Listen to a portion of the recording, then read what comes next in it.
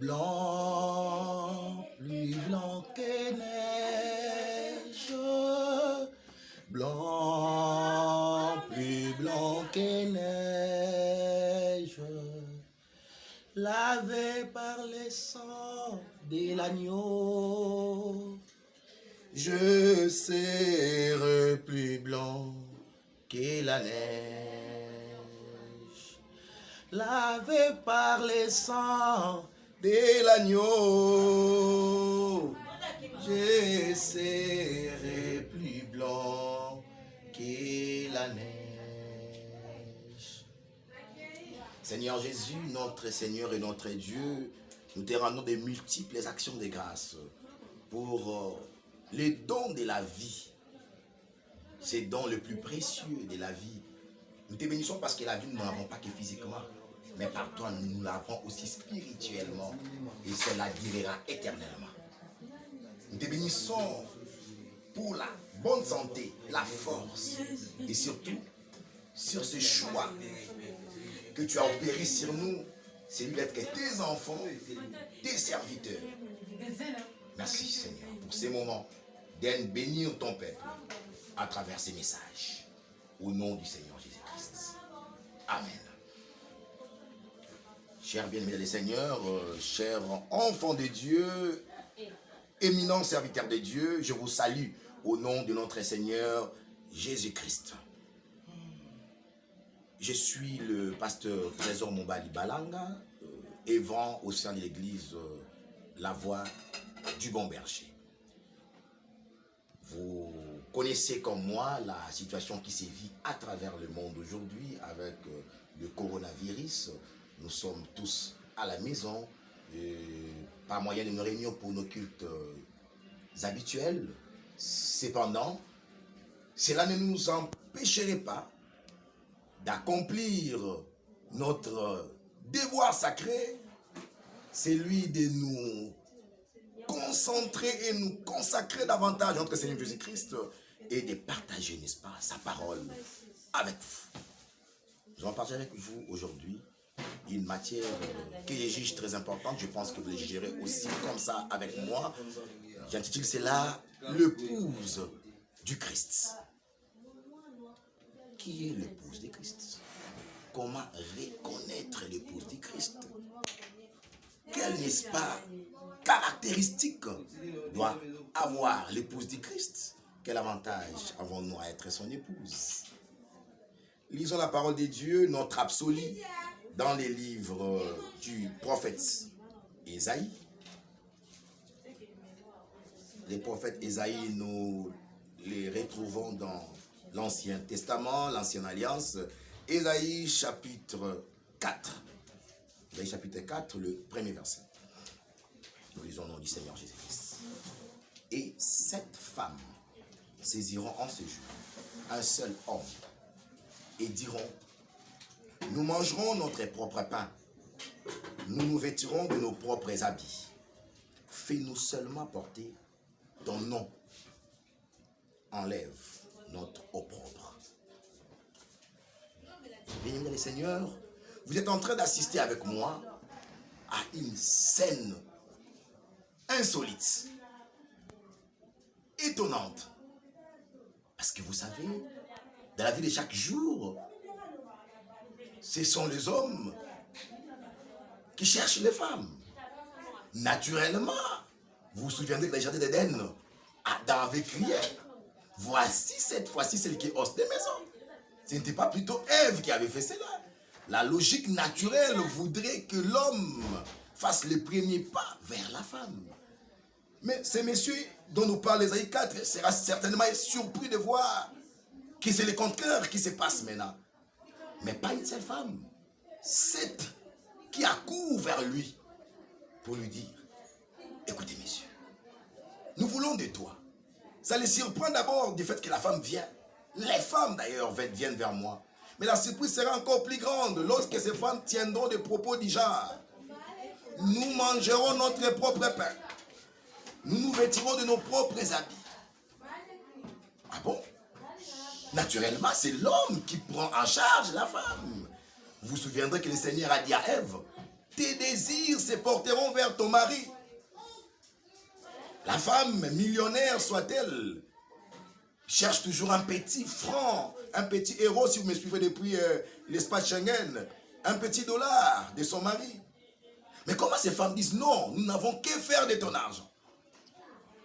Ton pain, c'est-à-dire ta prise en charge, les vêtements, non. Nous cherchons seulement une chose. Laquelle? Que tu nous fasses porter ton nom. Oh, comme c'est surprenant. Mais les femmes elles-mêmes donnent l'explication à cela. Pourquoi nous voulons que tu nous fasses porter ton nom? Parce que c'est honteux pour nous de garder nos propres noms. Ah bon? Nous voulons porter ton nom. Ton nom va enlever notre opprobre. Vous parlez français avec moi? Vous avez des dictionnaires? L'opprobre. Mais c'est une grande honte qui pourra faire que les gens ne vous approchent même pas. Vous êtes la rusée du monde à ce moment-là. Alors il faut maintenant que nous portions ton nom pour que nous soyons acceptés, pour que nous vivions bien dans la société. Mes chers amis dans le Seigneur, vous allez comprendre avec moi que ici, ce n'est qu'une métaphore, ce n'est qu'un symbolisme. Que représentent ces femmes? Ces femmes représentent les églises. Pourquoi elles sont au nombre de 7? Mais elles sont au nombre de 7 parce que vous allez lire le livre d'Apocalypse chapitre 2. Vous verrez, vous parler des 7 églises. En commençant par l'église d'Éphèse, jusqu'à l'église de Laodicée. Mais ces églises-là, c'est des églises d'Asie. Mais on a observé au cours de l'histoire certains comportements dans les églises liées à chaque âge. Les comportements-là étaient identiques aux comportements reprochés par Dieu à ces églises-là d'Asie. Voilà pourquoi on parle des 7 âges de l'église. Ce sont justement ces femmes-là, à travers les temps, qui ont voulu, n'est-ce pas, se faire épouse du Christ. Mais attention, comment vous voulez être épouse de quelqu'un, mais vous ne voulez pas rester sous son commandement, sous sa ligne de conduite? Parce que quand on mange son propre pain, c'est quoi le pain dans les symbolismes chrétiens? Le pain, mais c'est la parole de Dieu. Qu'est-ce que Jésus a fait sur le chemin d'Emmaüs avec les disciples, Cléopas et l'autre? Quand ils sont arrivés dans la maison, il a brisé les pains. Quand il brisa les pains, alors leurs yeux s'ouvrirent et ils les reconnurent. C'est-à-dire, on reconnaît Jésus à travers sa parole. Mais quand on commence à prêcher une parole, juste pour berner les gens, juste pour attirer les gens vers soi, juste pour haranguer les foules, mais sans leur dire en réalité ce que le Seigneur veut. N'a-t-il pas dit Jésus? Tous ceux qui m'appellent Seigneur, Seigneur, n'entreront pas dans le royaume de mon Père. Mais celles qui font la volonté. Mais et chez eux, non. La volonté importe paix. Quoi encore? Les vêtements. Mais les vêtements, c'est quoi? Le vêtement, c'est la parure extérieure. Souvenez-vous de Moïse lorsqu'on l'avait vu. On avait dit, nous avons vu un Égyptien, les filles de Madian. Elles ont dit, nous avons vu un Égyptien vers nous. Mais est-ce qu'en réalité c'était un Égyptien? Non, c'était un Hébreu. Mais pourquoi on l'avait appelé Égyptien? Sa parure extérieure, sa tenue. Ils ont dit d'ailleurs un prince égyptien. À partir de sa tenue, c'est-à-dire l'image que nous portons, l'image que nous avons n'est pas celle de notre mari, n'est pas celle du Christ. Mais nous voulons, parce que le mari, je vous dis que c'est le Christ, n'est-ce pas? Nous voulons seulement donner une... Nous voulons seulement quoi alors? Fais-nous seulement porter ton nom.